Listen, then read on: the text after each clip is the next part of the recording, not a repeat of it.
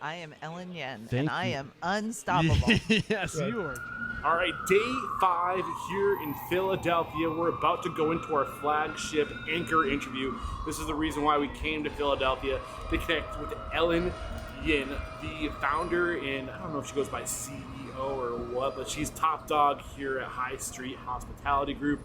They opened Fort, which is directly behind us, back in 1997, and since she's been recognized, I want to say at least 4 times. 2018, 19, 2021, 2022 and 2023 semi-finalist James Beard, outstanding restaurateur. So we're in for a treat. She's Eli Culp's business partner. Eli's a past guest on the show. He's amazing. If she was able to attract on that guy, that's just a testament to what we're about to roll into. So hang on, this is gonna be a good one. I cannot wait. This episode is brought to you by Restaurant Systems Pro. With excitement, allow me to introduce to you today's guest, founder and co-owner of High Street Hospitality Group, Ellen Yin. Ellen, are you feeling unstoppable today? I am unstoppable, Eric. Yes, that is what we like to hear. And I'm super excited for today's conversation. You're the reason why we came to Philadelphia. I'm not sure if you're aware of that. Eli had such amazing things to say about you. All the attention you're getting, the accolades you're getting. Recent, since 2018, 4 nominations, outstanding restaurateur, 2018, 2019, 2022, 2023. I mean, you're doing amazing work here. Thank you. I can't wait to dive into your story to find out how you got to where you are today and how you've built this growing empire. But let's get that motivational, inspirational ball rolling with a success quote or mantra. What do you got for us? Keep pushing. Keep pushing. I have a similar one. I say just ain't nothing to it but to do it, or just keep showing up. Just do it. Exactly. So why is that the mantra you chose to bring to today's conversation? Well, I think that when you are doing things and you're an entrepreneur, you can get down. I mean, like, there are a lot of obstacles. Things typically go wrong. And you need that something that keeps you going. And, they always say that not to, I forget what the saying is when you were a kid, not to quit. What was it that they tell there's you? so many sayings So many out there. sayings, I think, but I mean, I think particularly when you're as an entrepreneur, sometimes you're alone because the buck stops here. I mean, even if you're in a partnership or anything like that, it all flows up, right? Yeah. And it can be very frustrating and sometimes feel lonely. Yeah. And I think that for me keeps me focused and moving forward. Yeah, and you've had some real hard curveballs thrown at you in your career, just from my research and talking to Eli and the challenges you guys have had to overcome together. So I'm sure that'll come out in the story. I can't wait to talk about how you keep that mindset of just showing up. Mm-hmm. I'm sure we'll get there. But where does it make sense to start sharing your story? Like, when did you know that the hospitality industry is your industry? Take us back. Well, I think that so many people in this country start out loving the hospitality industry because they worked in a restaurant in high school. Mm-hmm. And that's where it began for me. I'm the daughter of immigrants from China, and I grew up in a town in New Jersey where there were not very many Asian families.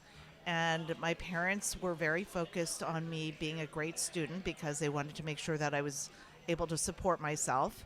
And so I wanted a job just to get out of the house, and I picked the hospitality industry because my mother was an incredible cook and entertainer, and I just thought, well, that was the natural thing. I mean, what else could I be doing?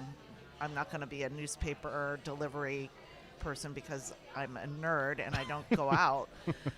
So this seemed a little bit more social and appealing to me. So I started working at a little Chinese restaurant in my hometown, and I was it was a Mongolian barbecue restaurant. Oh, interesting. Yeah, it was really interesting. I sliced my finger, and then I decided that I should go work in maybe a bigger restaurant. So they had a sister restaurant, and they promoted me to a line cook. So what was the rationale there? Slice finger, bigger restaurant. How'd you make that leap? that maybe that my sole job wouldn't just be slicing meat.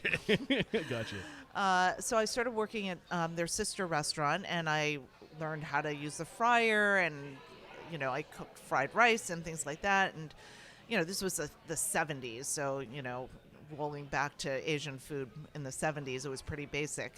And I suddenly decided I wanted to be in the front of the house, and there was a French restaurant around the corner from my house that was pretty posh. It was called the Fromagerie, and I decided I'm going to go in there and just apply for a job. And I walked in. I was terrified. I remember seeing all the crystal, and I was a little bit of a klutz when I was younger. Still am. Once a klutz, always a klutz. Right, exactly. And I just went in, and I got the job as a bus girl to start. And this German family, took me in and trained me how to be a busser, a coat check girl, a bartender, a server. And the thing about this job was not, actually, to be quite honest, my family, we had peculiar tastes. We would go to McDonald's and order everything plain. So it wasn't really fast food because you didn't get anything the way it was supposed to be. We would order like a Big Mac with no cheese, just the no burger, pickles, no nothing. And so we couldn't go through the drive-through. So anyway, we did not eat cheese. We didn't eat anything that was creamy, buttery, or anything Was that like like a cultural thing Yeah, or a cultural health? thing. Like what was the reason behind that? My mother primarily cooked Asian cuisine and did it really, really well.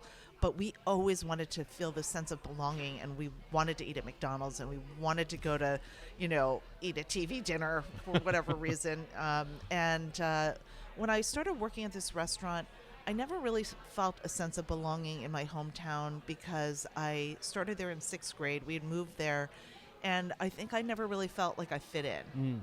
And so the restaurant was the first place that I felt really accepted. It didn't matter who you were, what experience you had, as long as you were working for the team, you were included. Yeah. And they would take me out for burgers after work and beer, and I had a great time there, and I never really felt that feeling from any other position that I had.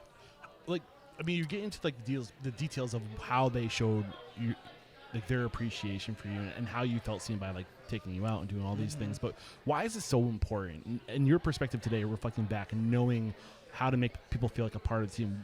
Why is that so important? Well, I think that, back when I started the restaurant, finding team members was a lot easier. And now, there are so many choices, and unemployment is low, and, we have to compete for employees and team members. So it's really important to feel a sense of belonging because you want the people who are spending their valuable time with you, to feel some sense of mission, to feel that they are part of this team that is trying to provide great service and great food experience every single night, and be excited about it. Yeah. I think that's Yeah. In all honesty, I think that's the thing that I like the most about this industry. As I learn more about myself, I just love restaurant people. I love the camaraderie. I love being a part of the team. I love the group of people. It's not just coworkers, but you generally end up being friends with these people. You socialize with these people. Yeah, exactly. And there's such a unique individual that's drawn to this industry. Hardworking, charismatic, socially, emotionally intelligent. It just sucks you in if you're that kind of person. And it's also very diverse. And the type of people, they could be, we had an Indonesian PhD who was a dishwasher. We had an Indonesian chef who was in charge of a French kitchen. Just the type of people, artists, people who are a little bit off the beaten path. I think all these different types of people come together and they create something that's not replicable by anything else. You know what I mean? Like one restaurant can't be identical to the other because of all the different people who come together. Yeah, and not just the people, but just there's so much. I mean, there's no two restaurants that are exactly the same. Even in the world of franchises, Right. even when they're trying to Right. make every restaurant exactly the same, there's so many variables that make every restaurant different. Like especially the people that are working there. Right, So right. I can see why you. So at this point, are you saying to yourself like, "This is my path. This is what I want to do"? Are you committed at this point, or is it still a job? Yeah, no, at this point, I'm thinking to myself, I really want to open a restaurant.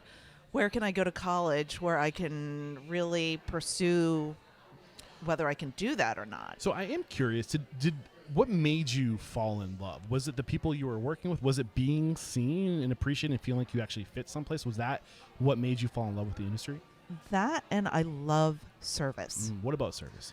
Well, first of all, there's not many careers you can have where you have immediate gratification. Yeah. You know what I mean? People come in, they're in a great mood, hopefully, and you are going to see whether or not they enjoy their evening within 2 hours. Instant gratification. You know what I mean? Yeah. Versus my other career where I was helping a healthcare organization build a insurance company, and there is no gratification other than the project is never ending because after you start it, it's just operating. Or when I worked at Thomas Jefferson University, we were building ambulatory care centers, and by the time I opened my first restaurant, Fork, we were still deciding where those ambulatory care centers would be. Nothing against them, but their process is different. And in the hospitality industry, it is so gratifying to, one, see that every single night, but also the people who come in. My goal for everyone who comes to be part of our team is to grow. Yeah.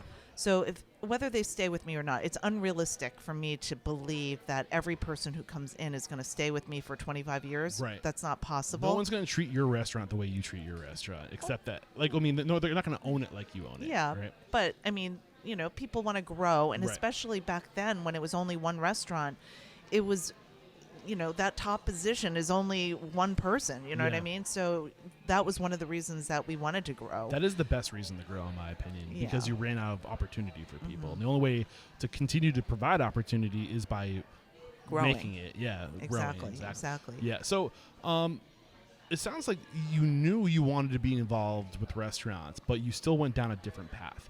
I'm curious, why didn't you put all of your eggs into the like? You didn't go to school for hospitality, did you? Well, I almost did. I first I came to Penn because I thought, well, if I'm going to own a restaurant, I better know something about business. And so I applied to Penn and came to Penn, and I didn't feel like I belonged, to be quite honest. I mean, it was one of those feelings where I came in. It was a large group. I'm not one of those people who just goes with the herd mentality, and I just kind of felt, you know, this passion of restauranting was isolated to just me, not Yeah. other people who were my classmates.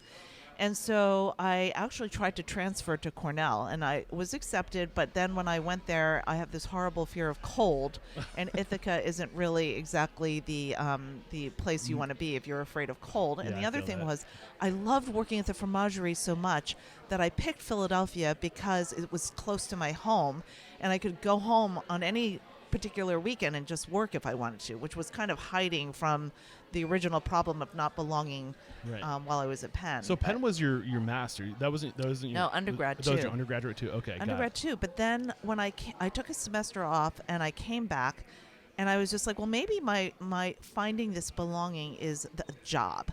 So I went to the French restaurant that was on 34th and Sansom called La Terrasse, and I got hired there as a server, and I fell in love with that place. And the same feelings that I had at the fromagerie, I actually felt similarly at La Terrasse. And so I just kept going with it. And I also was writing a business plan for a restaurant that happened to be at the corner of 3rd and Arch, which is only a block away from Fork. And that was one of my management projects, was to write this business plan. And I learned that you need a lot of money to open a restaurant. Yes. Yes. And so I knew that wasn't realistic. My parents were like, this is unacceptable. Well, I You was need curious. to Yeah. you know. I mean, I've heard through speaking to other past guests with Asian heritage, Asian Mm-hmm. background. I know there's a lot of pressure from parents to get into like becoming a doctor or the traditional like more, I don't know, higher paying careers? Like, did you get that pressure from your parents? Well, of course, I was a really good student, and my father was a PhD in physics, and really wanted me to be able to support myself. And the stereotype of a restaurant is that it's so hard. I mean, it is so hard to succeed, and they didn't want me to have that difficult of a life, and they just really felt like I should not put all my eggs in one basket. I was curious how they felt about you when you said, I want to do this. I want to be in the hospitality industry. My father was begging me to come work for his company, and I was just like, I just don't see that. I have no passion for it, and I just couldn't see myself being working for Bell Labs. I mean, I'm horrible at science, and I just couldn't picture it. Yeah. But I think that they accepted that I was not going to be part. My two younger brothers are both engineers, and I think they accepted that I was not built the same way as them. Got it. So the fromagerie, you spent a considerable amount of time there, like all throughout your undergraduate and in high school too. Just high school okay. and maybe freshman year. But once I moved to Philadelphia officially, I started working at La Terrasse. And, maybe in your mind that experience was so shaping, But La Terrasse was a really incredible place, and it gave birth to a lot of restaurants in Philadelphia. And it was really a very fun place to be, especially in the 80s. It was a little crazy. I loved it. We learned some great lessons from the fromagerie of just the importance of making people feel welcomed in a part of the team and seen and valued, right? How do you think you grew the most? What was the biggest impressions that La Terrasse made on you? Was there a key mentor? Were there pivotal points for you in your early career at this time? Well, I got fired from La Oh, really? Is there a story here? No, not really. I mean, they had several ownership changes. This was kind of toward the La Terrasse had been open since like the 60s or something crazy like that. And it had a long history of being, a place on University of Pennsylvania for graduate students and undergraduate students. And, it had a great... To work or eat? To eat. Okay. And it had this great Portuguese wine program. I mean, it was so on point in 1987, and now like chartreuse and falernum and all these things that are in vogue, La Terrasse had it all. And it really taught me how organizations work. The woman who ran the bar there was just really organized, and I just learned so much from her and how to organize the bar program. Can you get specific? Can you give like little like specific clues as to what like an organized bar program looks like, or is that too specific, do you think? Well, I mean, it wasn't too specific, but just to give people an idea of like what life was like in the 80s, we started our day at like 9:30 in the morning for an 11:30 opening, and that included going to the bank, getting the money, going to the warehouse, picking up booze, juicing all the orange juice, lime juice, lemon juice, preparing the cigarettes for the cigarette case, polishing all the bottles. I mean, like... Was there a checklist, or was this all mind, like rogue memory? No, that's mostly what I learned about is that you have to have a checklist and you have to organize it by either day or by person or whatever. There's so many details, like many details, and there's so many distractions. Like you need something to bring you back to where did I leave off? Yeah, because it's so easy to look over something in this industry. Keep going. But I had never worked at a place like this. I mean, it was a bar, and when I became a bartender, I mean, I might not get home until 5:45 in the morning, and that wasn't from partying all night. That was from cleaning the bar. I mean, that was just what we did. And 4 hours later, the next crew's coming in. Right, exactly. So exactly. Were there struggles for you early in your career? Do you remember there being any specific challenges associated with just the working front of house in general, and especially for a well-known restaurant like the fromagerie? Not the fromagerie, the La Terrasse. No, I mean, maybe I didn't perceive it that way. Yeah. You know what I mean? And I was just a bartender. I wasn't in management or anything like that. So I was just one of many people who worked through that organization. And it was pretty diverse. And again, like I said, there were career servers, career chefs, but also, very eclectic people as well, students as well. So, I think the biggest challenge for me was just accepting that that I didn't want to go with the herd mentality, that I wasn't going to be an investment banker or management consultant. Yeah. And there was a lot of pressure, not just from my parents, but from everybody around you, that this is the way to go and this Right. is what you're supposed to do. Right. I think it's changed a lot because there are so many more options, and I think that entrepreneurship has become increasingly an option when you see how many young people are going immediately into entrepreneurship. It is a career path. It's Yeah. just different. Especially in the hospitality and food and beverage in general right now. There's so much diversifying happening right now. Different. I think for the longest time, there was the cookie cutter model of a restaurant that we would go work for successful restaurants, learn what they're doing, and just repeat it in our own businesses. But we're really challenging the business model today, especially with digital and being able to get outside of the traditional business model. There's so many. If you're passionate about food and beverage, there's so many different verticals for you now. Yeah. This made me think of that because you said with the entrepreneurism, if you can dream something up, you can will it into reality. Right, you know? exactly. And there's so much malleability today with digital, assets at our disposal. So why did you get fired? And how long were you at? Was it from you said sophomore year and you were there for postgrad too, right? Yeah, Eric, I don't even remember why I got fired. It was just a very emotional. Did you talk back to somebody? No, I don't even remember. I mean, I'm half joking because everybody was getting fired. You know what I mean? So it was new management. They were new management, and they, if something was changing and we didn't like it, then they were just like, "Well, you're fired." Then. Yeah. You know what I mean? So from your perspective as an owner now, do you think they were just trying to wipe the slates clean so they could start new with a new culture and new? They don't, because it's hard to take over a company sometimes and have old employees who are used to the old way. I don't think it was the new people. I think it was more just the change and the pressure of the change that made people emotional. You know what I mean? But that wasn't. I mean, that was really not. I'm half joking when I say that because I just went next door to the White Dog Cafe after that, and the person who really did become somewhat of a mentor, Judy Wicks was the owner, and Judy is incredible. I mean, she really brought farm to table to life in Philadelphia. She also used the restaurant as a social mission platform. So she would have these trips that she would take people to Nicaragua or Vietnam, these third world countries, because she wanted to, bridge the culture. And what was the name of this restaurant? White Dog Cafe. White Dog. So I love that. It seems like she was kind of a mover and shaker because I think conscious capitalism is a kind of a term, right, that we use today, but social mission, tying some type of social cause purpose to your business. It sounds like she was a leader in that sense. She was a leader in that sense. And not only that, really bringing that farm to table, all her chefs were really passionate about, the connection with the farms. Can you timestamp this for us? Where are we? This is 1988. 88. So it's still 10 years before you open your own place. Yeah. Yeah. So, so how long were you with Judy? I wasn't there very long, but the other person who was there as well was Wendy Bourne, who was the owner of Metropolitan Bakery. And so, this core group of people, they were integral to the Philadelphia food scene history, so That was to speak. Wendy, you said? Wendy, yeah. Yeah. So, at that point, I realized that I'm not going to be a restaurateur, and I have to find a real job. So what made you think you weren't going to be a restaurateur? Why?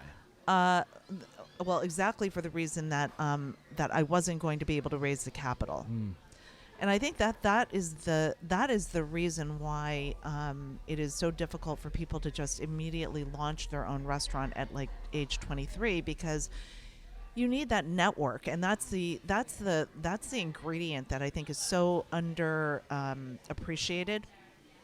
Is your network of supporters and fans and friends and family that you do have to build over a period of time. And it may not be that you're learning, more technical skills or anything like that, because let's face it, bussing a table in 1987 and bussing a table in 2023 are kind of similar. But the art of bussing has not changed. The art of bussing has not changed, but the number of people who can support you and help you along the way, and those relationships are so key. Yeah. And so, I wound up getting a job.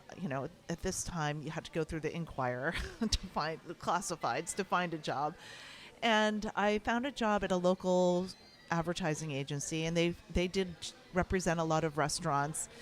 And one thing I learned was not to burn any bridges. And I really thought I was, I thought I was like, thought I was 35 years old at the time when I was 22 years old. I was one of those type people that I felt older than I was. And so this advertising firm gave me the opportunity to be a salesperson, and I realized sales is really hard, and you have to be able to accept rejection, because 95% of the people that you talk to aren't interested in your product. And I really gained appreciation for that. I then worked for another ad agency that I unfortunately got laid off from, and they sent me for career counseling as a benefit of being, discharged. And they said, the career coach was just like, you're really good with people. You should be in fundraising or something like that. And I was just like, hey, now you're a restaurateur again. Right, exactly. So I ended up working for the American Heart Association, and I was field director, basically recruiting volunteers who, you have to motivate because they're not being paid. And that was something that really also impacted me, because if you can get people to do something that they're not being paid for, then it's like working in the restaurant. It's like working in the restaurant industry, right? Yeah. No, I mean, seriously. I mean, nobody should be paid. Nobody should be working for somebody and not getting paid. But yeah, and that's one of the things we're trying to change by creating awareness and stuff like this. But for the longest time, I mean, the restaurant industry is not known for getting people rich. No, but being a volunteer is something that you're giving your time and your passion and your energy to, and you have to get something out of it. And I think Danny Meyer was the one that said, when you hire people, they're essentially volunteering for you, because they could work for so many different places that they're choosing to work for you. They're volunteering their time with you. I don't know if I'm completely sharing his perspective, but do you know the reference I'm talking about? He mentioned I it never inside the heard table. that before, but working in a volunteer organization was very eye-opening, and also we had to work with committees, so everything had to be by consensus. And building consensus means that you have to talk to a lot of people, and I think that really also helped my career, because just trying to get anything done by committee is really difficult. Right. So I mean, you dropped a lot on us there. I do kind of want to spend some time. You said Judy was a huge mentor. Judy and Wendy were huge mentors to you. In what sense? Well, women who became successful and believed in something and were able to achieve not just the financial component, but also to achieve their values, to include their values and social beliefs as part of their overall mission. How do you start living differently because of their influence? Well, when I first started envisioning Fork, or whatever that restaurant was going to be named, I didn't know until the very end. But when I first started thinking about the restaurant, I wanted it to be some place where people felt this belonging, but also would contribute to the community. So that was always something that was really important to me. And I learned that from them, and what they did for the community and bringing people together. Yeah. And, I think there was a period where the restaurant industry, it started as such a transformative industry, and like literally restaurants were necessary to start towns when America was being formed, right? And it was like the hub of a community. And then it became more transactional over time, as we didn't really need restaurants to get your mail, to meet people, to talk politics, all this stuff. We started it became more just a place to get food, right? And I think we forgot our role and what happens when we make it about community and supporting community and being a place to bring people together to talk, right? And communicate. Well, that's exactly right, because, when we first started looking for a location for Fork, I didn't really have any idea where in the city I was going to be, but there was something about Old City that really grabbed me. And at the time, Philadelphia was just recovering from, a economic downturn. And so the mid-90s, there were, the number of restaurants that were opening was not escalating like it has been over the past 10 to 15 years, but Old City really appealed to me because there was something happening, and I love being part of something that's growing and happening. And what was happening? What was happening was that the city just finished widening the Market Street from a 2-lane street to a 4-lane street, I think. Something like that. Renovating, the streetscape. Got it. And Market Street Old City was really the last place in Center City that hadn't really been developed in a sense. There was this great artist community, and I've always kind of been a little bit of an artsy person, so I like the idea of all the galleries. And Old City is very funky, and it has warehouses, and it kind of separates with the historic park and Society Hill, which is a residential neighborhood. And so for me, I just thought Market Street would be the perfect place. And at the time, the city was talking about what would happen in East Market Street if Market Street could connect the new convention center to the waterfront. And that was what made me excited about this neighborhood. I don't know about foot traffic, but it was more that there was something exciting that was going to happen. Yeah. So you also talked about the importance of networking. I think this is absolutely key. One of the biggest, like, if somebody comes up to me and says, Eric, I want to own a restaurant someday, they're 19, 20, 21 years old, I would say go work for the best, bust your butt, and find out who's who, figure out because you're going to need an army of people to come with you, I feel like sometimes. If you want to be the best, it's about the people you surround yourself with, right? So what did you learn about networking, and maybe dive deeper into what you meant by that? Well, like you said, you do need a huge network. I wasn't quite thinking about team members. Okay. I was thinking more about, Investors? not necessarily investors, because we kind of skipped a big chapter of my life, which was going to graduate school. Right, MBA. and I met my business partner Roberto Sella there, and he was super passionate about wine, and he ended up staying in Philadelphia versus going to New York City. And a friend of mine said, you know what, just, be friends with Roberto. He doesn't know anybody, and he's staying in Philadelphia, and you guys will be great friends. And we started having dinner parties and just loving entertaining, and found out that we both had this passion about food and wine. And he was really excited about the prospect of being in the restaurant industry, because then he would have some place to drink his wine instead of, like the PLCB was kind of a mess during that time. So, but the what I meant by network was like, who's going to come support this restaurant? Yeah, like your name, people like, just knowing people. I mean, I didn't come through the restaurant industry like a lot of people. Many people who are opening restaurants have been working someplace, and they've gradually moved their way up. They were a line cook, they then become a sous chef, then they become a chef, and now they're going to break out on their own and open their own restaurant. Or they're a front of house person, and they really want to open their own bar or restaurant, and again, they work in the industry and make their way up. I kind of did do that, but I had such a large period of space between the time that I opened and the most recent restaurant that I had worked at that I didn't really know anyone, So I knew that I had to have somebody in my arsenal that could know what they were doing, because again, I never managed a So restaurant. you're talking about the gap between transitioning away from the restaurant industry to go work in, I think, the advertising and all this other stuff you're doing, to when you came back to the industry. Yeah. I was curious about that gap. So what was your solution? Just like, how was Roberto a part of that solution? Well, Roberto was a part of that solution because he's been like my sounding board forever, and also is an incredible business person. But we ended up partnering. We knew that we had to find a chef, because neither of us knew how to operate a restaurant. And so we had to find a chef who knew what they were doing.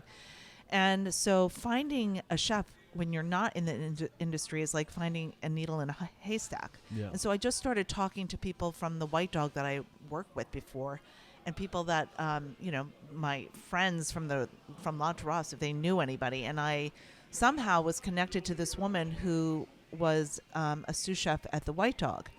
And she had been working someplace in Chestnut Hill, which is another community nearby, and we ended up becoming partners. And Anne-Marie really brought the aesthetic of the farm-to-table concept, and her knowledge of vendors, her knowledge of the industry, her knowledge of how a restaurant works, to our operation. And then also I also had been living in Philadelphia for 10 years or so, and I also had, a kind of eclectic mix of friends, and many of them had worked in restaurants before. Yeah. And so they connected me to somebody named Tony DeMellis, who actually waited on me when I graduated from college, if you can believe it, at Carolina's, this other restaurant. But he was an artist, and he came along, and he kind of added some sort of credibility to our operation because he had worked in the hospitality industry and people knew who he was. Got it. Yeah. So, I mean, this kind of reminds me of one of the pieces of advice I got early on. Like, I think maybe within the first 100 episodes of Restaurant Unstoppable, for reference, you're going to be episode 991. So, it's open a restaurant where you have roots. People don't necessarily buy what you're doing or why they buy why you're doing it, and it's about relationships. Yeah. People want to give money to their friends, and I think it was smart for you to know that you need to build that network early on. So you said was Anne Marie a partner, like a business partner? Was Anne Marie was a business partner, and was Roberto just an investor, or was he? Roberto was an investor, but he also was our original wine director. Got it. So it was the three of us that opened, and our goal was just to be open for a year. And I remember when we first opened this place, it was a challenge because we didn't just go for little 500 square foot space. This is a 2,500 square foot restaurant with a liquor license that we acquired, and 65 seats, which at the time would be considered medium. I think if you think about the time frame that we opened, 1997, there were a lot of high-end restaurants, and then there were, like, Philadelphia is known for the BYOB scene, which is a great way to enter the marketplace. I don't know why we didn't go that direction. I think it was because of the wine program that Roberto wanted, but we didn't go that direction. We were able to get a liquor license for a really good price. I mean, right now a liquor license is like $150, and now we got it for $21,000. I am curious, being so exposed to the industry now over 25 years, being exposed, and even before that when you were working, knowing what you know now, would you have done something? Would you have tried to start smaller? Like, no, because I thought I was small. Okay. I thought we were small. Yeah. And if it's weird, I feel like the world we live in now, there are more opportunities to start small and scale over time with like pop-ups and things like that. And let your name, you can build your brand online, right? Build your network online. And then once you kind of have a following, you can leverage that to like scale as you get cash. Eric, unfortunately, I'm one of those weirdos. Like I had a vision and I was just like, it's got to be this or nothing. I feel like that's like the newer generation. I don't think when you came up, I don't think it was as easy to get your name out there and do it like some people are today with pop-ups and the ghost kitchens and stuff like that. Exactly. Like right now, all you need is a website and like an online ordering portal and a ghost kitchen, and you can start and scale into something. You didn't have that privilege, is what I'm trying to say. Right. Exactly. I mean, like the internet was barely just getting started. It was being born. Right. Know? It was being born. We were one of the first people to have a website, so that was pretty cool, but it was dial-up, to get your email, you would have to go through dial-up. So I think now is a great time to talk, take our first break. When we come back, I would love to talk about how you actually got the money, because you said one of the things that worried you is you were undercapitalized. So we'll talk about your advice on how to get that money to get open. Yeah. We have to interrupt today's video to let you know that right now, Restaurant Systems Pro is offering a no strings attached 60-day trial that will help you improve your systems, increase your profit, and find better work-life balance. All you have to do is click the link below. So we're back, and you mentioned early on one of the things that steered you away from the industry or discouraged you from continuing down this path of hospitality was that you were undercapitalized. And honestly, I think it's smart because a lot of people get so in trouble because they are undercapitalized, but they go for it anyway, and then they run out of money and they have to close. Right. Well, actually, it wasn't that I was undercapitalized. I had no capital. Less than and my parents, friends, and family, that didn't exist at the time. You know what I mean? But I think one of the critical things that I did learn over the course of going to business school was writing a business plan, which I had done numerous times at this point for this imaginary restaurant. And I knew that I was going to need a certain amount of capital, and I did piece it together. I mean, it doesn't look like, when you look at this room, it doesn't feel like I pieced it together, because pretty much the way it looks now is pretty much the way it looked then. But I figured out that I needed around $300,000 to open, and that in today's money probably is like 2 million or something Right. crazy like that. But What Roberto, Roberto was very adamant that we weren't going to have a lot of partners because that complicates things, and he thought we should just borrow money. And the reason why he thought we should borrow money, first of all, I had no assets, so I mean, like, there was nothing to collateralize. But the reason why he thought we should borrow money is because if you have a pie and you're borrowing monies, that you're never diluting yourself. And he didn't think that we should dilute ourselves. So that's why we didn't ever really go for investors. So we put in each 40,000, and Anne Marie put in 10,000. So, and we had a that's loan for the rest. 90,000? That's 90,000, right? between the three of you, but you still needed 210,000. Right. So, and maybe it was, I don't remember the exact numbers, but that's pretty much how we put it together. And then the rest of it, I borrowed from the SBA and from the Philadelphia Commercial Development Corporation, which is designed to try to create jobs for, Philadelphians. Got it. So they loan money on a low interest rate. So we were able to secure a $150,000 SBA loan So now without you're- any collateral, Now which you're was up to pretty incredible. 140,000? Um, No, 240,000. We're up to 240,000, and then we get a $110,000 loan from the city. Got it. Wow. So I'm curious. Usually when people build out their pro forma, they get that number. For you, that was 300,000, and they say, add 50%. Did you have? Was it closer to 450,000? I'm curious. Were your projections accurate, or did you need more? Well, my projections were accurate because we didn't get any more. And it was. I mean, this project, if it hadn't been for my interior designer who really believed in us, I gave her my business plan, and she said, "You know what? I want one too. Would you help me create a business plan?" So I basically worked for her, putting this business plan together, and we traded. And so we were scrappy. Yeah. And that's how we were able to do it on Win-win such a situations. shoestring. Yeah.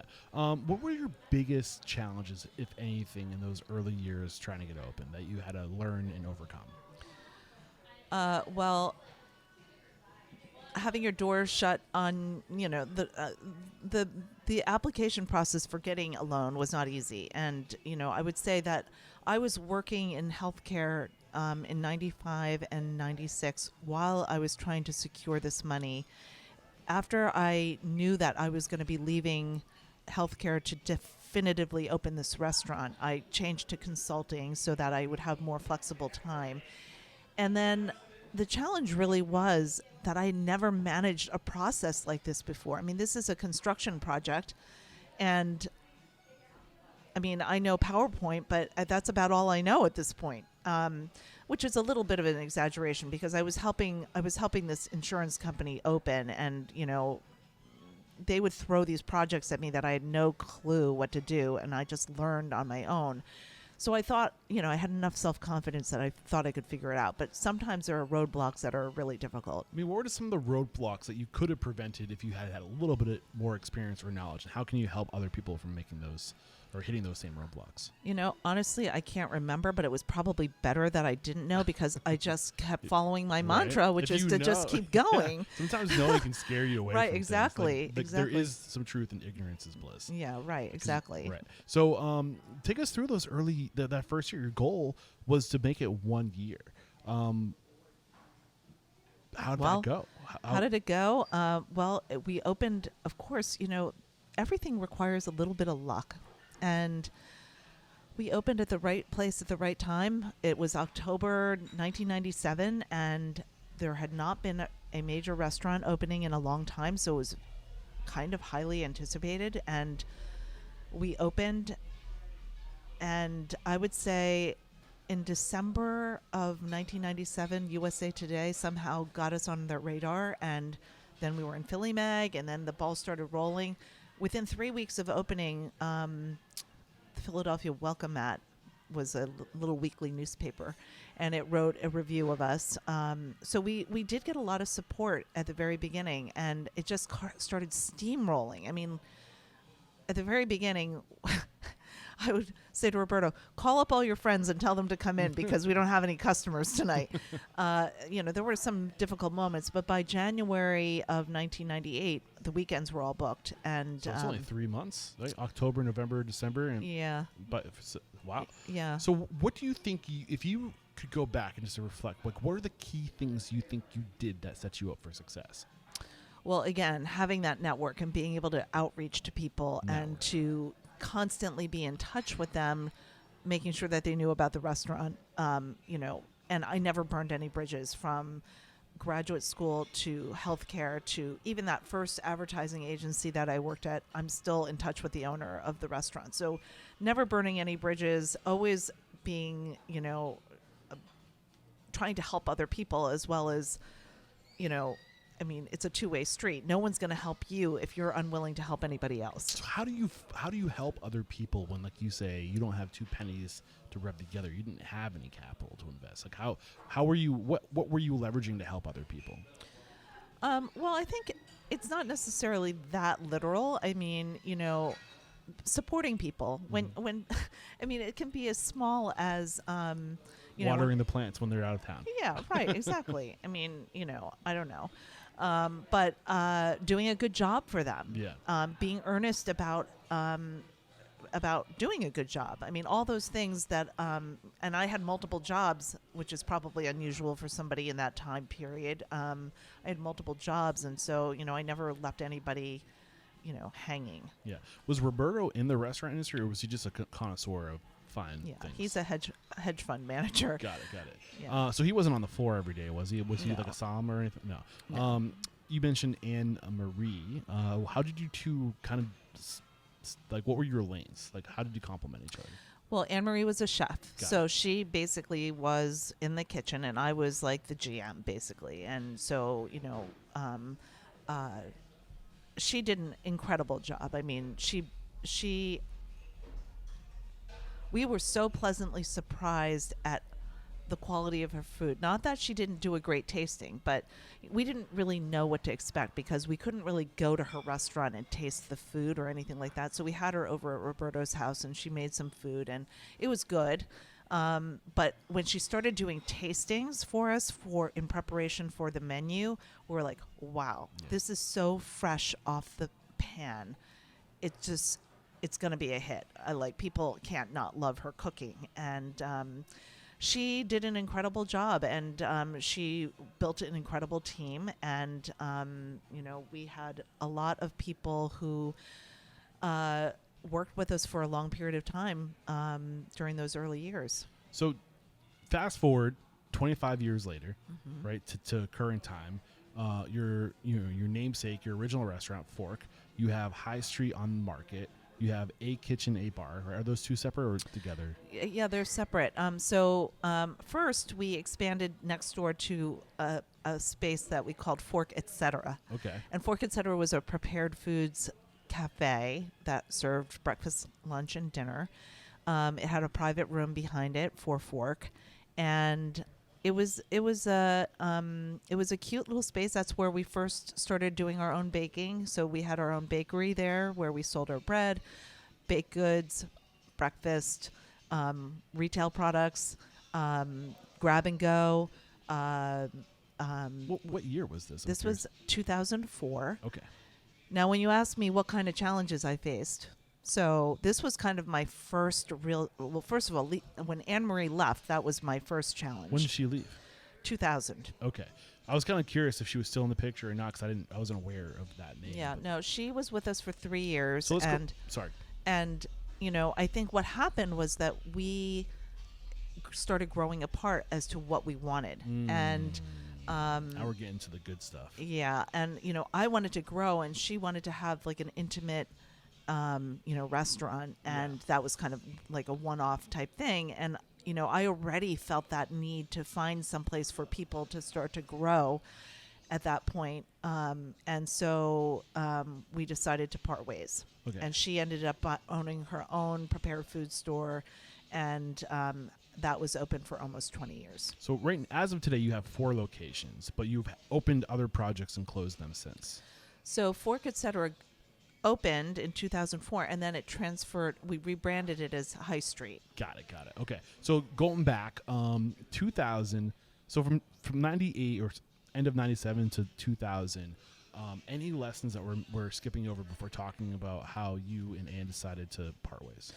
Well, I was, of course, devastated because, it feels like a failure when your relationship isn't working. And then trying to find somebody else to take over and fill those shoes. And that change, any kind of change in leadership, I think I underestimated the importance of that. And remember, I'm 35 years old during this time, and probably still never managed anything really other than the restaurant, and I didn't really have that Acumen to really know how to navigate, how to respond to people. And so what do you mean by how to respond to people? Who, your team? The team, yeah, and support them along the way. And so, we brought in somebody who didn't really work the first year. And then after they left, another person came in, and they ended up staying. Tien ended up being chef there for 7 years. Who's this, Tia? Tien was a very interesting character. So that super creative, just showed up on my doorstep, and still don't know who he really is, but he did an incredible job of cooking, and he did elevate the restaurant to a certain extent. He had a very traditional French background. According to his story, he worked at Le Fouquet in Paris, and also was Vietnamese. And really, actually, I grew so much as a diner being under Tien's tutelage, because I ate at so many different types of restaurants, probably more than I would have if he hadn't been around. Vietnamese food, Korean food, French food, everything. And that included out at other restaurants as well as food that he would prepare for us. But unfortunately, he also had a lot of personal issues.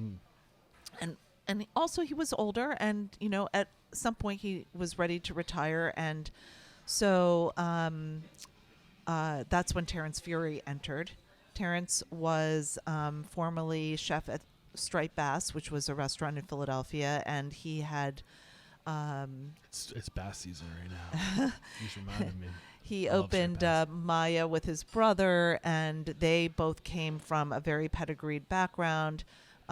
Terrence worked for both Guy Lacause at Le Bernardin and Eric Repair, and his brother was at Le Cirque, and they both worked under Neil Stein, who was a very well-known restaurateur in the 90s in Philadelphia, and so he just left his own restaurant and was looking for a new platform. And when did Terrence join? What year was that? 2008.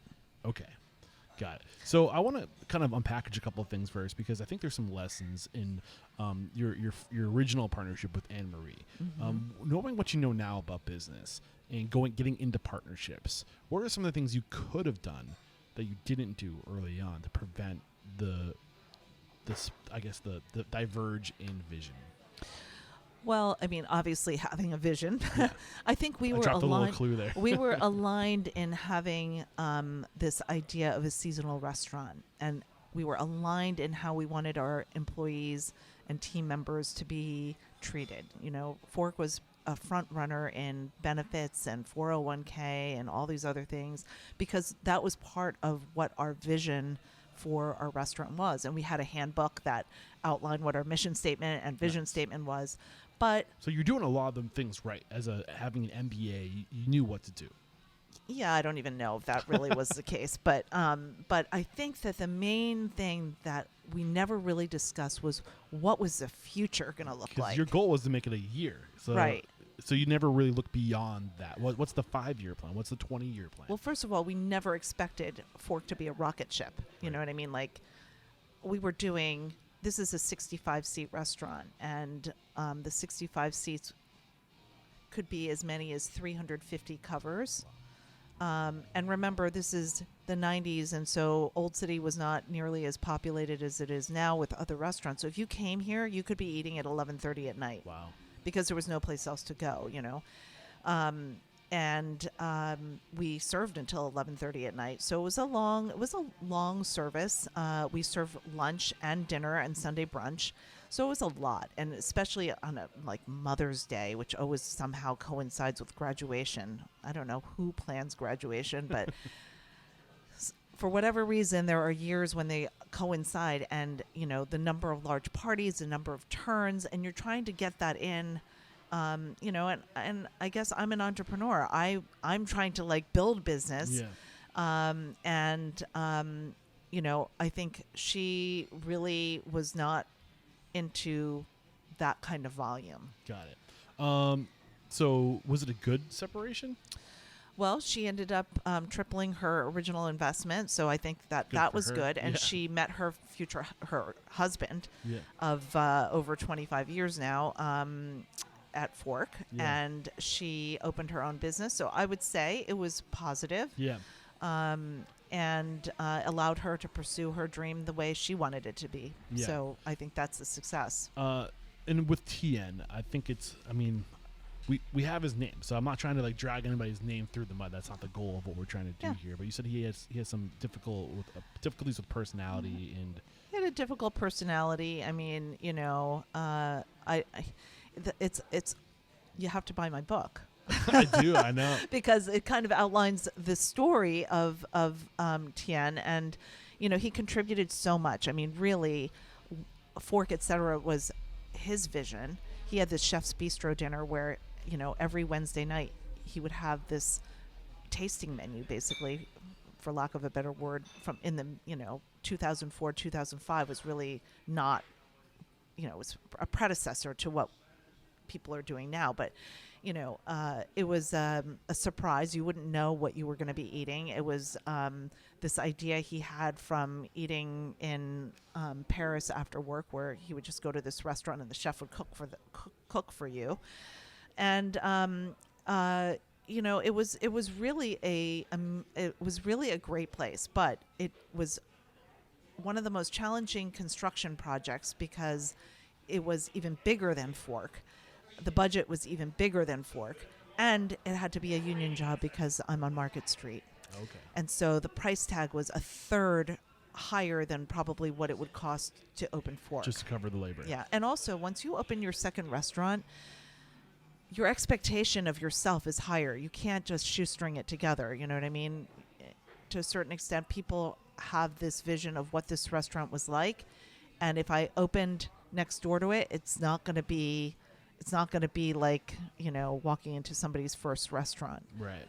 So ultimately, when did Fork Etc. have to pivot and rebrand to High Street? Actually, didn't have to pivot. Okay. We did, you know. So when Terrence took over, he continued these special dinners. In fact, we went on this fishing trip, and we had like numerous guest chefs. We also really got our private room started building in business, and we used Fork Etc. a lot for private events, but we could never get it to be off the ground as a dinner time place. Maybe that's because it was designed almost like a retail shop, but it just never got dinner business. And so when Terrence moved on, I thought to myself, you know, maybe this is an opportunity to just look at everything differently. And so that's when I met Eli Culp, who is a friend of yours. I met Eli in New York when he was CDC at Teresi, and What year is this now? this Tell is me. now 2012. Got it. So Terrence had a good run with you guys. Terrence was great. 2008, 2012. Terrence was Yeah. great. He really elevated the restaurant. We had a lot of fun. Small fact, Terrence's father was my elementary school homeroom teacher. Oh, crazy. So I was also caught off guard. I really didn't expect Terrence to really want to leave, but he also wanted to put his own mark on his own place. And Fork, unfortunately, is so much me, you know, because I've been here for so long. But I definitely wanted it to evolve and be different. And so when I met Eli was just like, well, this is gonna be Fork 2.0, you know. And one of the things that I noticed was that when people walked by, they were always like, "That's a really nice restaurant," and I was just like, you know what? When we redo Fork, I'm going to blow it out of the water and make it a really nice restaurant. And I think that might have appealed to Eli at that time because he knew that Fork had a great reputation, that it would be supported, and he, coming from New York to Philadelphia, that would help support him in his career as well. Yeah. So I'm a little confused because we said when we redo Fork, however, you said that Fork hasn't really changed. Well, the design of it hasn't really changed. Okay. But we did remodel. But I mean, you do have to refresh from time to time. Okay. And so, like, how did we refresh? One thing was we got rid of all the tablecloths.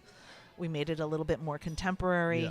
Those murals that are up on the wall, those were done by that server I told you about at the very beginning of our interview, Tony DeMellis. Okay.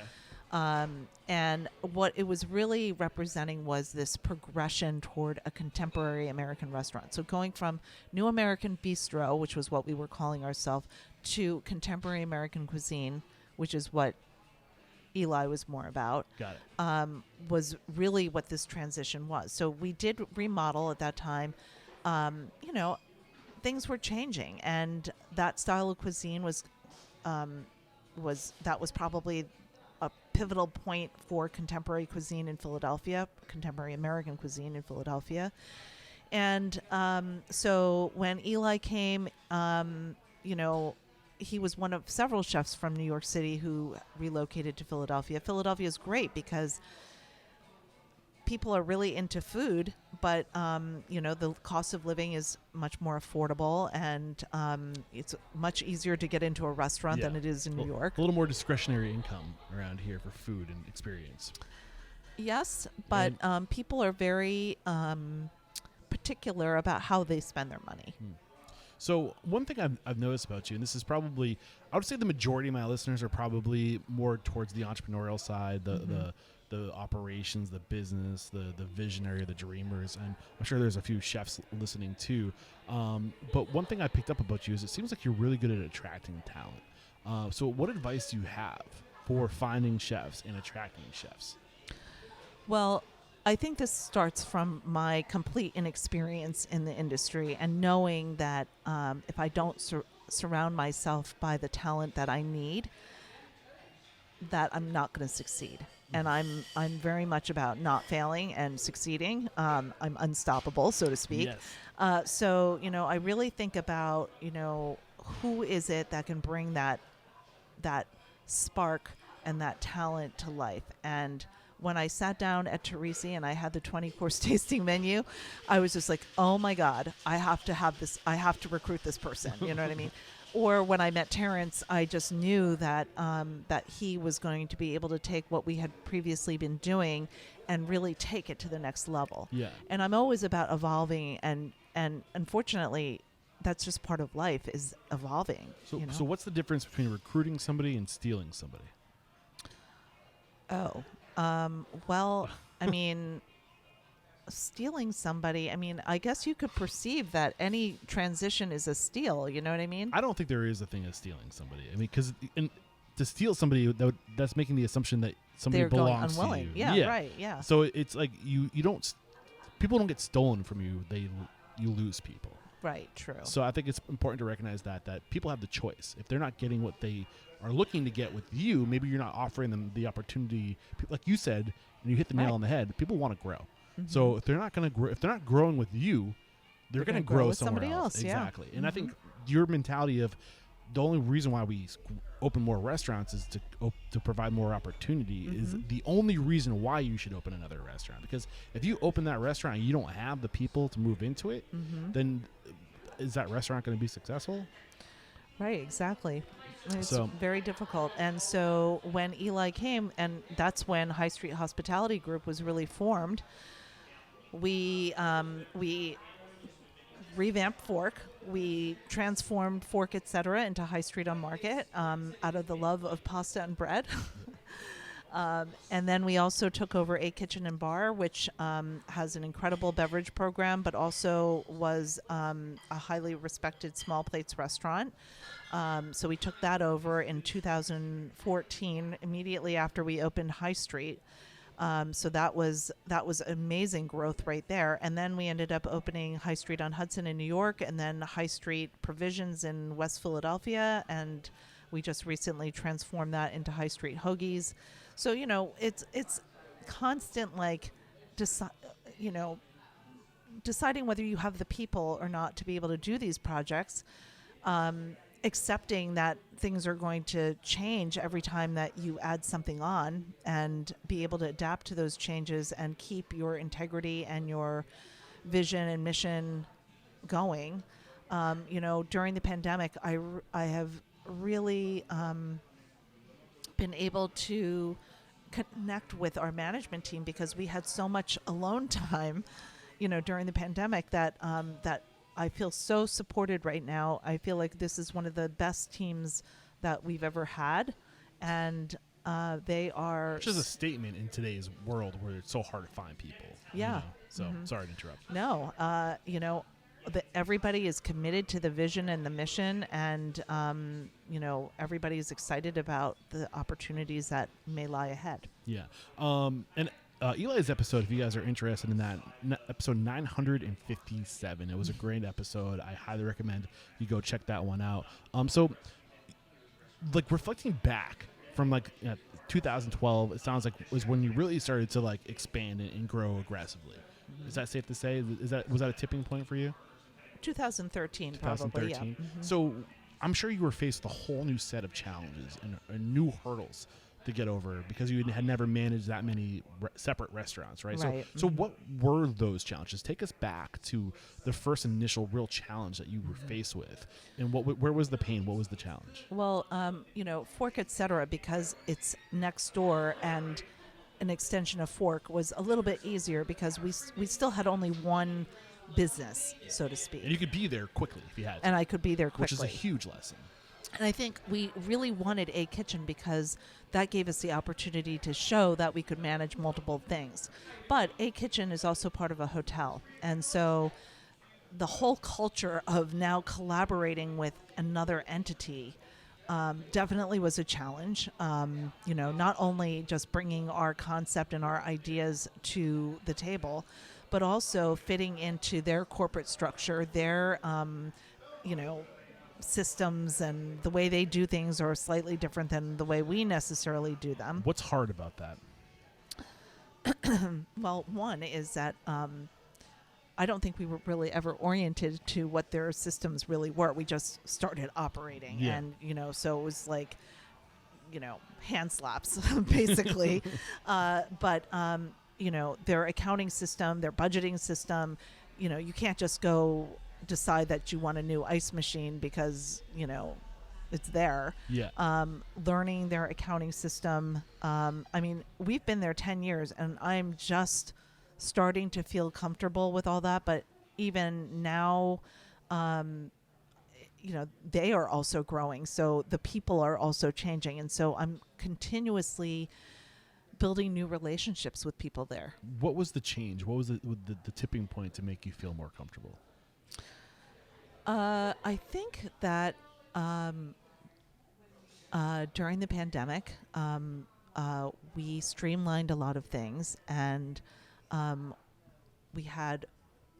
we always have had talented front of house and back of house management there. But by the time the pandemic rolled around, the chef there, Eli Collins, had been there for almost 3 years, and he's almost like the operator there, you know what I mean? And then a very trusted general manager there. Like I said, we've had very talented people in the past. The woman who was general manager right before the pandemic had a baby, and so we were forced to find a new GM. And it happened to be somebody who started with us as a bus person and grew into being GM after college, and still wanting to be passionate about this industry. And so he has been operating that business with Eli. So just longevity in position, growing relationships, evolving systems over time to coexist in that space. Yeah. So just that constant gentle pressure. Right, exactly. And so I didn't have to worry about the day-to-day operations so much, so I could really focus on like the systems that were in place, and I think that has helped Yeah. make it feel more comfortable. What were some of the other ways you had to evolve? And anytime we have to evolve and change, it's difficult. So reflecting back at these points of resistance or points of friction in your career where you had to like get out of your comfort zone, anything come to mind? Well, New York was certainly a major shift, just because I don't live there, and so just understanding the New York market and understanding the culture of the workplaces there, that was definitely one of the most challenging things that I've had to adjust to. What was the appeal of New York City? Well, this was something that I think, Eli really wanted to have a restaurant in New York. And I was just like, sure, I'm all for growing. And New York sounds great. And you know the market. And Was he upfront about that from the beginning, or was it something that bubbled up later? I think growing was definitely something that we discussed in the past. And, we didn't know exactly what it was going to grow to, but we knew that we both wanted to grow, and we both wanted to have a few concepts under our brand. So, I think we were very aligned in that. I, as much as he, loved the idea of being in New York City because it's a market that, kind of Exposure, yeah. gives you amazing exposure. And the way we kind of envisioned it was that Eli would be there most of the time and I would be supporting, and that I would be here most of the time and he would be supporting. So that was kind of the arrangement that we were thinking.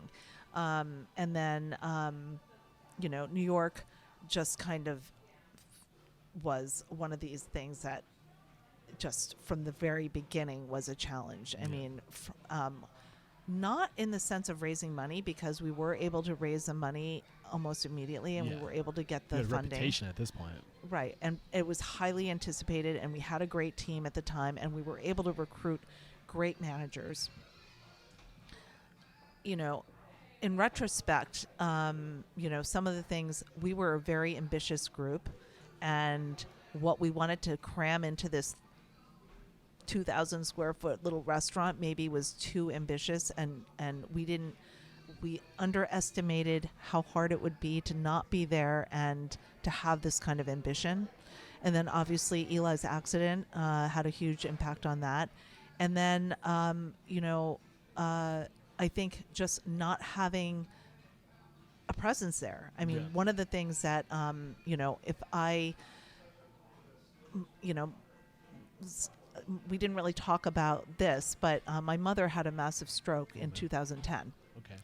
And that was probably the most challenging thing I've ever had to face in my life, because I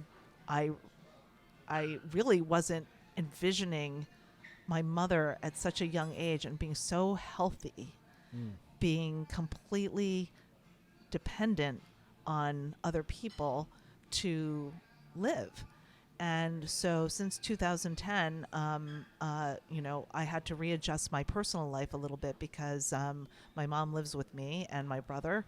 I live now with my brother, and we take care of my mom. Of course, we have help, but that was not something that was in my business plan, so to speak. I mean, I can only imagine how this made you feel.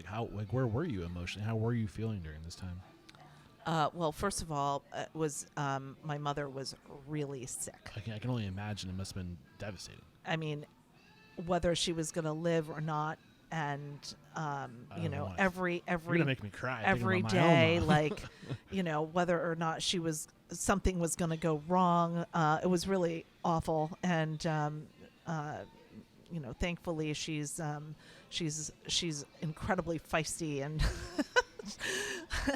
and I love her so much. She really inspires me, and her strength is unbelievable. But that really changed my perspective and how I had to manage things, because I couldn't be here. I didn't want to be here.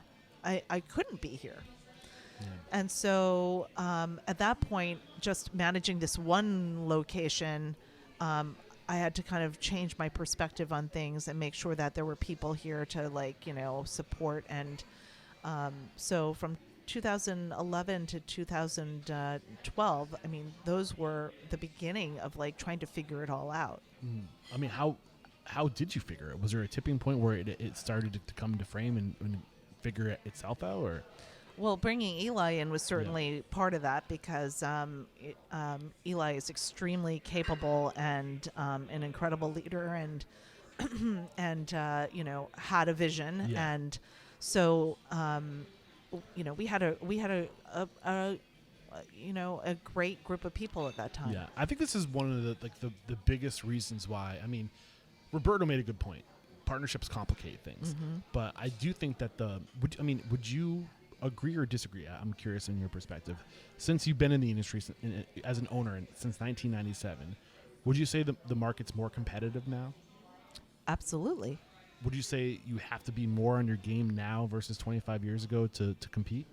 Absolutely, yeah. Would you say it would be really hard to do by yourself? Absolutely. I think the days of solopreneur restaurateurs is kind of over. I don't know if you can be at the top and do it by yourself anymore. I'm sure there's people that can do it, but the people that can do it are becoming fewer and fewer because it's getting so much more difficult. Yeah.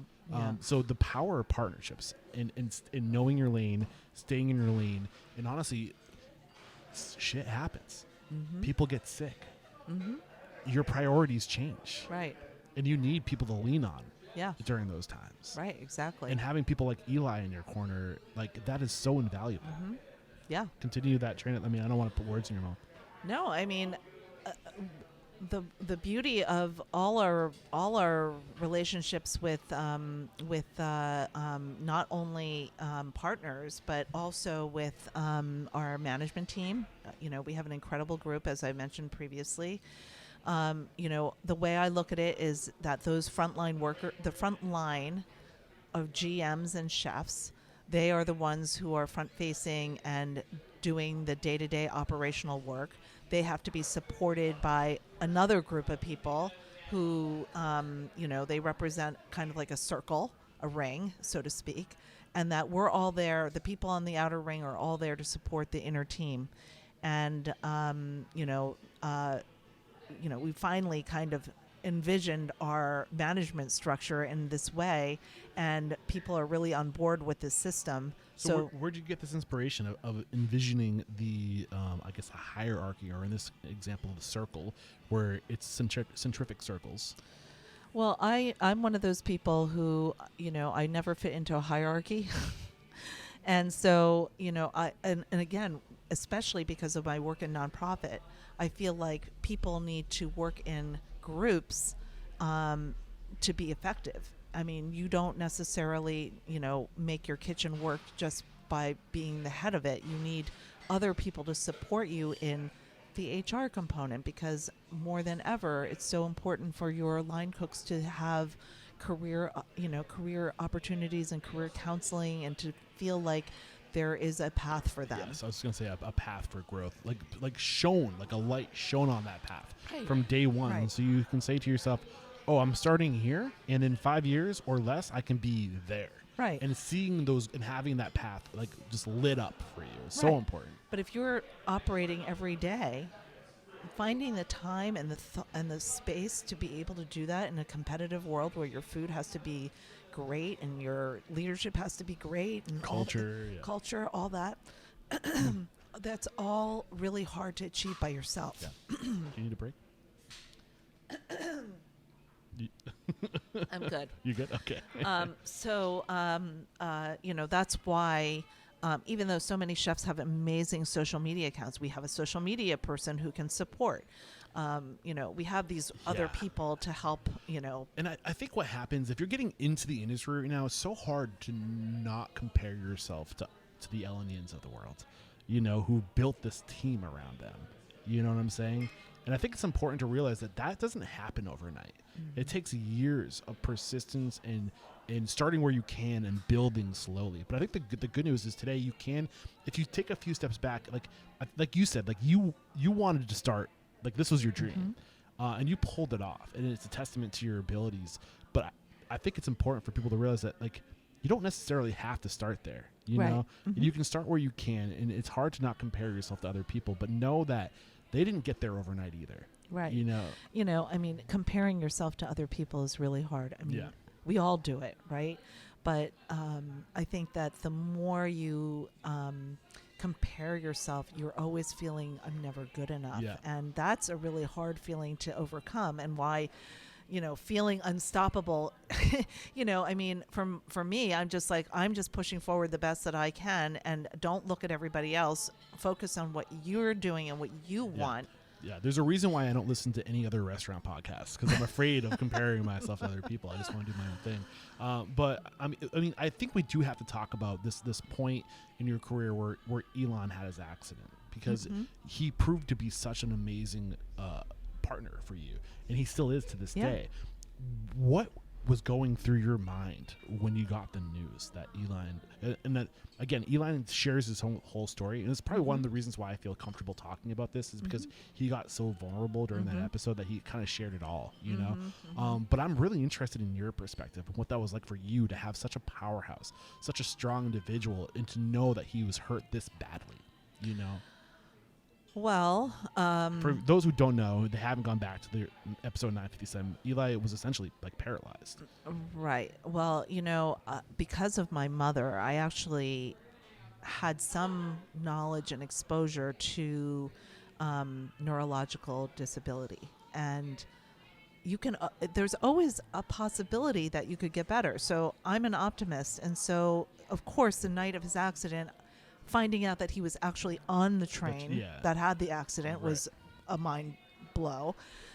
Immediately we wanted to be there, and he didn't want to see us, and that was like, oh, something's really wrong. Yeah. And he had emergency surgery because they already said that there was this pressure. So I didn't, in my mind I thought to myself, what happens if he's broke his back, basically, like is paralyzed?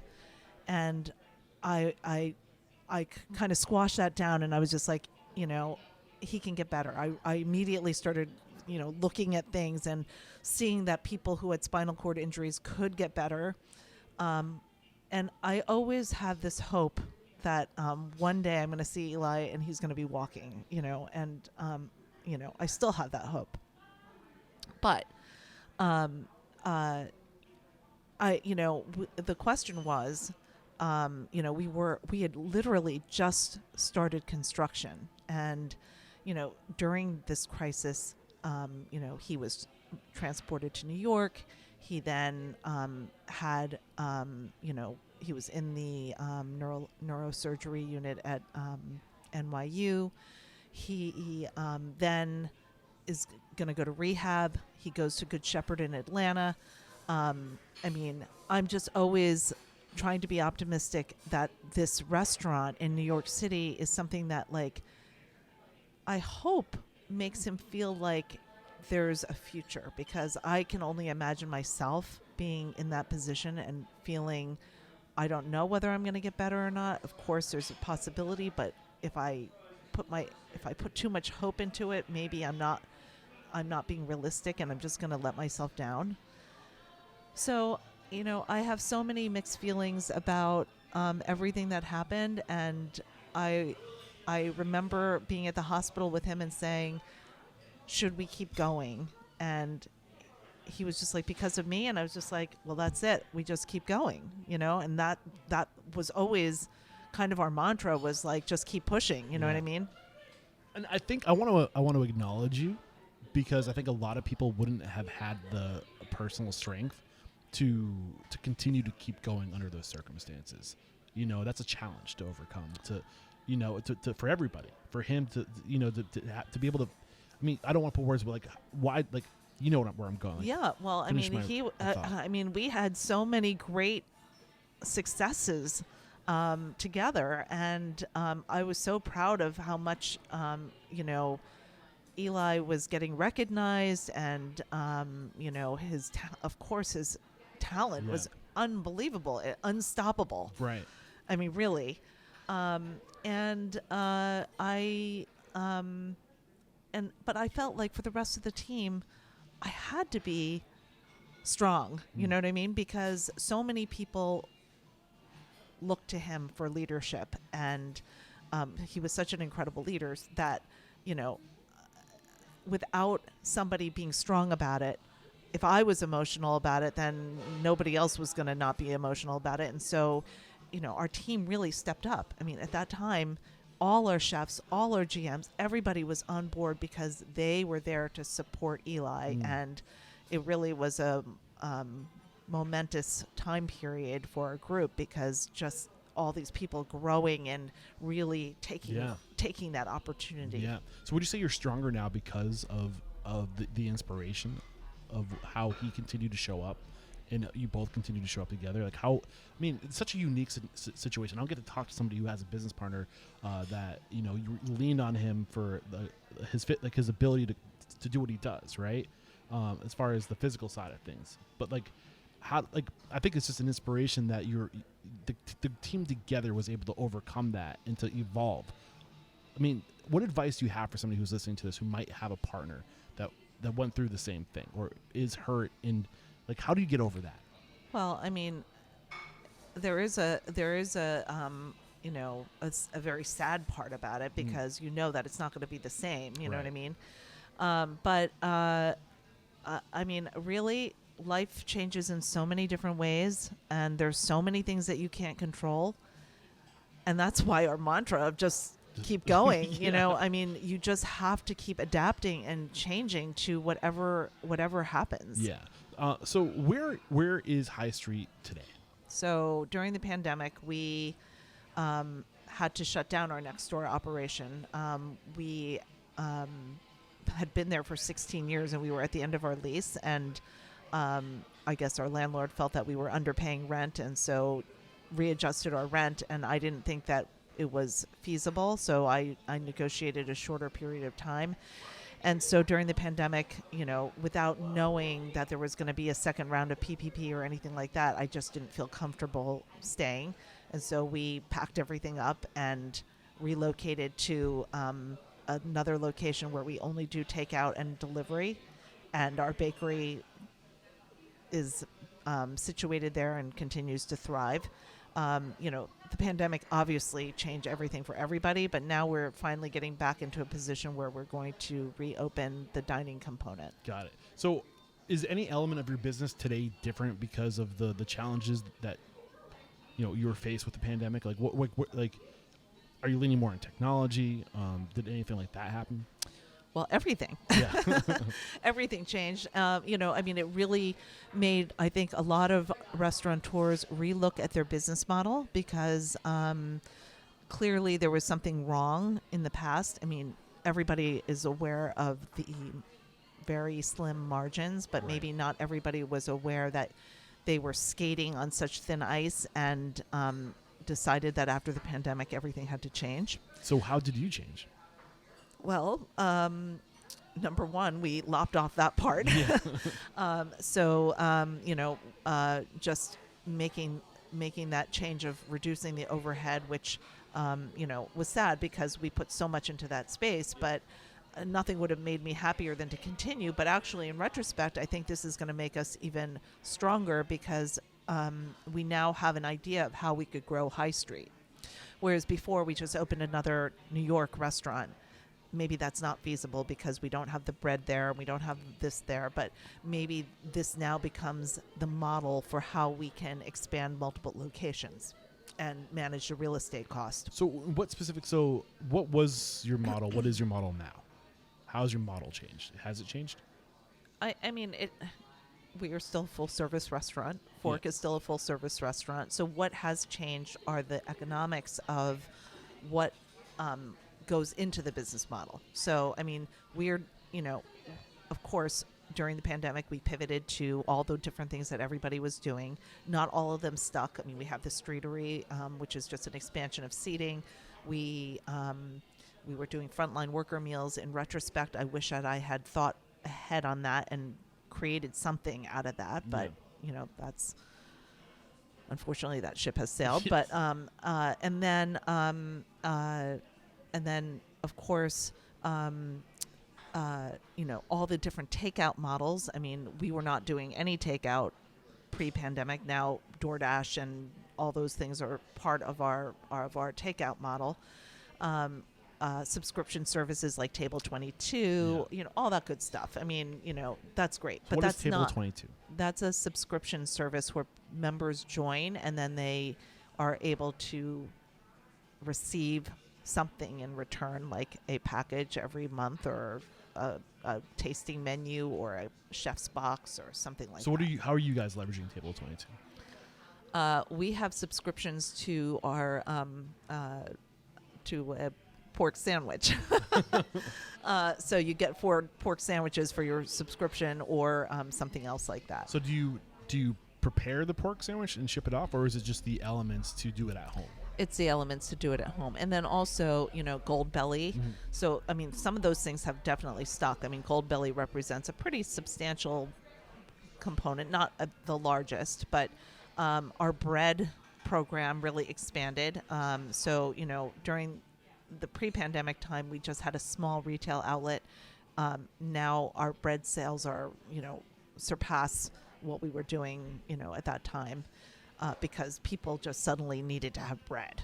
Right. I mean, I think everybody started to learn how. Like, there was a huge boom. I mean, myself, I started baking during the pandemic. I always had aspirations. I bought all this stuff before the pandemic, but it was so hard to find flour during the pandemic. And Yeah, yeast. right. It was so Yeah. hard.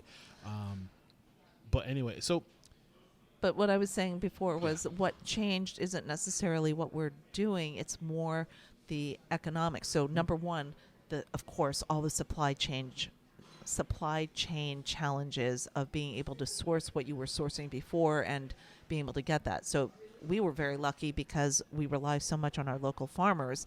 That didn't really change, but takeout containers and things like that were very hard to keep consistent. And why is that such a big deal? Because when you're making an 8-ounce portion of this and suddenly you have a 10-ounce takeout container, now it looks small, and the chip in or there. Yeah. somebody just visually wants to keep filling it. right. Those type of inconsistencies become a challenge. So those type of inflationary items and difficulty sourcing, and then of course the major thing is labor. Yeah. And just at any given time in the restaurant history's past, there would always be, this turnover.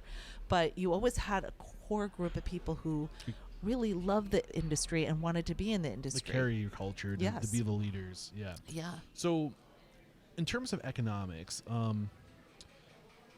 specifically to labor, how have you had to evolve to adapt to the new normal? As far as you already painted the picture of how hard it is today with labor. Yeah. Well, I think even more so than ever, understanding your costs is really important. We adopted a new accounting system called Restaurant 365, which allows you to tie in all your purchases and all that. I mean, most sophisticated restaurant people are probably using some format of invoice management and inventory management and purchasing management. But a lot of individual restaurateurs don't have that kind of luxury, but there are less expensive platforms that you can use now, like Margin Edge we used for a long time. Yeah. But, really understanding your costs, because now the food cost is really important. If your labor cost went from 32 to 38 or 35 to 40 or Got to make up for it 40 somewhere. to 50 Yeah. in the case of the bakery, Wow. you really need to be able to know how you're going to offset that. And so Yeah. that equation that used to be very set for all restaurants, Prime costs. that 30% was food cost, 30 to 35% was labor cost. Now, if labor cost is 40, then food cost has to be something else, because everything else in between is not going. Right. So, a couple things with Restaurant 365. In my experience with people using it, I think it's a great tool. There are challenges with implementing it. Some people, when they choose to go with Restaurant 365, I think they think that your problems are going to be solved. You're going to buy the software and your problems go away. Did you have any challenges implementing that? Oh, yeah. I mean, it's hard. It's really hard to implement. That's why they give you a whole coaching team. Yeah. Because there are times when I have even thrown up my hands and been like, is this worth what we paid for it? But Is it? well, I think so, because allows, for me, one of the reasons why I wanted it was because you can now have a transparent accounting system. So before, when we used Sage, I think to own multiple licenses became like $100,000 investment or something crazy like that, and I couldn't afford that. With Restaurant 365, I can assign everybody from servers to cooks to managers privileges, so that if we want our servers to be able to see how much our sales are, we can do that. Yeah. And I think that that's the direction that we're Yeah. moving, is toward being able to allow our team members more accessibility. Right. I think it's worth giving the listeners a warning that these are great tools. I want to say Restaurant Systems Pros should be added to that list. One of our current sponsors, which does a lot of the same stuff. But know that if you invest in these assets, there's going to be a lot of resistance. There's a huge learning curve. You're changing all of your habits. You're basically starting from scratch. Yeah. So there's a lot of heavy lifting in the beginning. But guess what? These tools force you to go through the steps. Yeah. They're almost like a built-in checklist. Yeah. And if you go through the motions, you check all the boxes. You're forced to check the boxes. And if you persist, if you keep, I don't know what the opening quote was, it keep showing up or Keep going. Keep going. If Yeah. you keep going with it, that resistance becomes habit before you know it. And you probably don't even feel it anymore. Well, now everybody's talking about R365 on our management team. So, I mean, it has definitely changed the culture. We have somebody who's specifically designated toward, trying to get everybody on board with it and supporting them in it, because, the area where it's the most challenging is the kitchen, of course. I mean, on top of everything else, now you have to enter invoices into R365, capturing the data, making sure that you're not missing anything, making sure it's properly coded. I mean, like, this coding thing is like crazy. I mean, if I had to tell anybody how to do it, I would say one person is the only person who can enter everything at the beginning, because if the more people who have their hands in it, the more crazy it It gets. can cause problems. Yeah. I've really enjoyed this conversation. I'm losing track of time. Can you believe it's been over an hour and a half? No. It goes by so fast. Wow. And you've given us gold. I've really enjoyed this. Is there anything we haven't discussed that you were hoping would come out of today's conversation? Specific knowledge, specific skill sets, specific experiences that can serve the next generation of professionals? Well, all I can say is that this is an incredible industry, and that that people who love it because it is one of the most gratifying things that you can possibly be doing, is serving people. And I think that more people should try it, because it might make them more positive, if you can believe it. Right. So the mission statement is to inspire, empower, and transform the industry. What don't you love about the industry that if you could change about the industry, you would? Well, I personally think that the wage structure has to be reinvented, and that means that tipping has to go away. But the only way that I think tipping can go away is if the government mandates that tipping go away. And it's like smoking. Why is that the only way? Well, remember when, well, maybe you don't remember, but this restaurant used to allow smoking. And nobody was willing to say, I'm not allowing smokers in the restaurant because of pushback. Yeah. And the only way that the city was able to create a non-smoking city, this policy, was by putting the law in. Yeah. And I think that has to happen with tipping, because consumers are so used to it. Team members are so used to it. But why is this industry like any other industry? It is a business just like every other business. Yeah. And I think that having a more stable wage structure would allow people to view it as a profession. It is a profession, and it is a profession that deserves to have a pay structure. I mean, whether you include commissions or whatever, that's all up to the individual operator. But I don't think that relying on tips is It's broken. it makes people feel like it's an insecure industry. Yeah, I feel that. So if the solution is government involvement in mandating and making a no tipping model the norm, how do we move in that direction? How do we make that happen? Well, first, I think consistency between states. Service charges, I think, are a way to test the market. That's what we've been doing. Is we added a service charge of 20% to all our checks at Fork, and on the days when we have the largest gap between the front of the house and back of the house, which is typically a holiday, we have holiday pay, and then we chip in the holiday pay, obviously. And we have a tip out for the back of the house, because a lot of times those days are days when the kitchen has actually gone above and beyond to create a special experience, and so they deserve to have some additional compensation. For sure. And so we're just testing Yeah. to see how the tip pool model can be adapted. I think part of it too is just talking to each other, you Yeah. know, and like I like to think this podcast is doing a service, getting people like yourself with influence to share your perspective, your beliefs. Somebody who's dedicated, you know, at least 30 years of their lives, when you could take all the stuff that you were doing in your earlier career in the restaurant industry. I mean, you have experience, you have perspective, your opinions matter, you know, and giving you a platform to stand on and to influence the next generation. I think if we go together, we can go a lot further. We can make things happen a lot faster. I love that. Yeah. Thank you so much. This has been a lot of fun. We're going to take one more quick break to thank our sponsor. We'll be right back to bust out a speed round. We are back. The first question I have for you is, what is your it factor? A habit, a trait, a characteristic you believe most contributes to your success?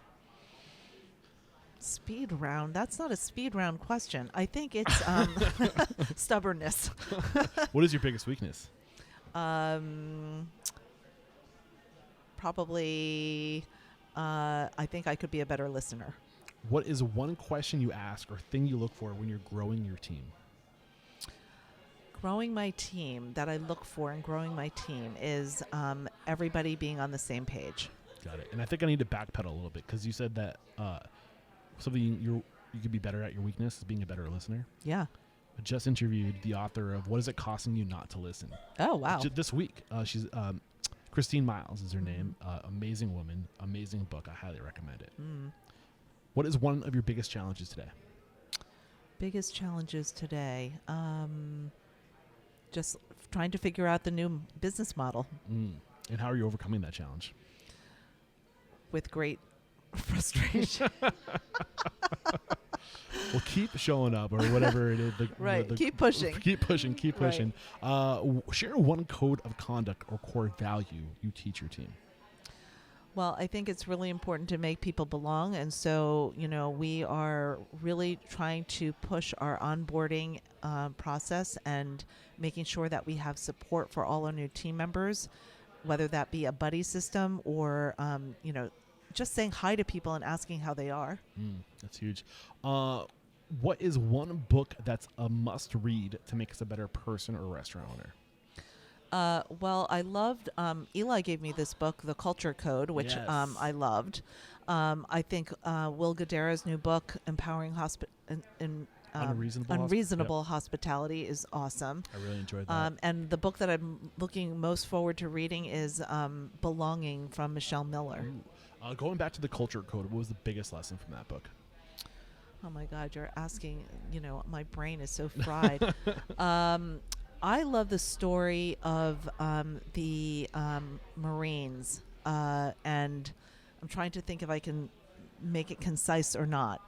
But basically, they were talking about the practice runs and having a recap after every single practice of when they were talking about the I don't know what you call it, the attack on Osama bin Laden, whatever they call that mission is. Yes. The mission, and how they just kept having a recap of every single meeting and trying to get better every single time. 1% better. Yeah. Yeah, it's huge. What do you feel restaurateurs don't do well enough or often enough?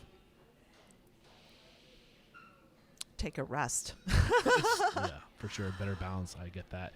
We kind of talked a little about technology already, but I'll throw the question at you anyway. What is one piece of technology you've recently adopted within your restaurants that's had a huge impact on communication, efficiency, profitability, anything along those lines? Teams. What's Teams? Teams is the Microsoft package, which is like Slack, Got and it. we use it to store all our documents, share all the information, collaborate, have documentation of conversations. It's really an incredible collaborative tool. Yeah, the tools, the cloud tools that exist today are game changers for sure. And this is the last question. We've made it to the end, Ellen. You've been amazing. Here it comes. If you got the news, you'd be leaving this world tomorrow. This is a deep question, by the way. I get a lot of eye rolls with this one. You'd be leaving this world tomorrow. All the memories of you, your work, and your restaurants would be lost with your departure, with the exception of 3 pieces of wisdom you could leave behind for the good of humanity and for your legacy. What will those 3 pieces of wisdom be? Here comes the eye roll. 3 pieces of wisdom. You got to believe you're unstoppable, because if you don't have a vision of yourself, you can't blame anybody else. Yep. So personal accountability. 1, Giving back. 2, And the importance of family and friends. 3. Ellen, this has been a lot of fun. Thank Thank you, Eric. Thank you so much. I'm really trying to take a journalistic approach to Restaurant Unstoppable. And the way we do that is by asking leaders like yourself, who do you respect and admire in this industry? People that you think need to be made an example of. Who comes to mind? Call them out. Call them out. Let's see. Well, I really admire Mark Vetri for all the work that he's been doing with the Vetri Community Fund. I think that creating this community organization to support, the food insecure, to provide educational opportunities is really pretty incredible. So I'm just going to give a shout out to Mark, and he's also celebrating his 25th anniversary. Wow. Congratulations, Mark. I would love to get him on the show. He's been on my list for some time. And if we were inspired by your story, if we are thinking maybe I want to come work for Alan, what's the best way to connect? Best way to connect is careers@highstreethospitality.com. Beautiful. This is episode 991. Head over to restaurantunstoppable.com/991 for a summary of today's discussion, as well as any links to tools or services recommended on the show. And I just can't say thank you for being an inspiration, for keep pushing, for never stop pushing, and just for taking the time out of your very busy schedule to inspire, empower, and transform the industry. There is no questioning, Ellen. You are unstoppable. Thank you, Eric. Thank I you. hope so. Cheers. Thanks. Cut it there. Well done.